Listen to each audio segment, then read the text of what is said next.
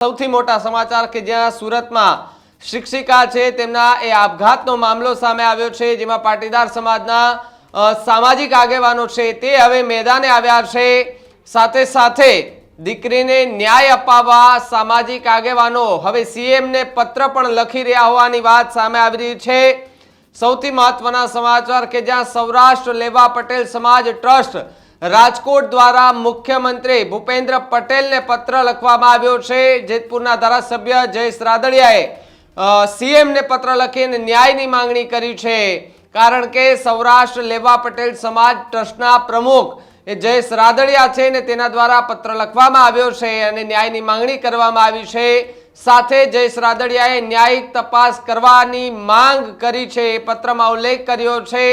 સાથે સાથે ગુનેગારો સામે કડકમાં કડક પગલાં લેવામાં આવે તેવી પણ અપીલ કરવામાં આવી છે। પત્રની અંદર લખવામાં આવ્યું છે અસામાજિક તત્વોને ડામવા કડક પગલાં લેવા જોઈએ તે પ્રકારની વાત જયેશ રાદડિયા છે તેના દ્વારા કરવામાં આવી છે। ખોડલધામ સરદાર ધામે પણ સીએમ ભૂપેન્દ્ર પટેલ છે તેમને આખા મુદ્દાને લઈને પત્ર લખ્યો હતો, ત્યારે સુરતના જે નેનુ વાવડિયા છે જે શિક્ષિકા છે તેના આપઘાતને લઈને અત્યારે ચકચાર મચી ગઈ છે અને સાથે સાથે તેમના પરિવાર સાથે પાટીદાર સમાજના જે આગેવાનો છે તે સતત સંપર્કમાં છે, તેમની સાથે ચર્ચાઓ કરી રહ્યા છે।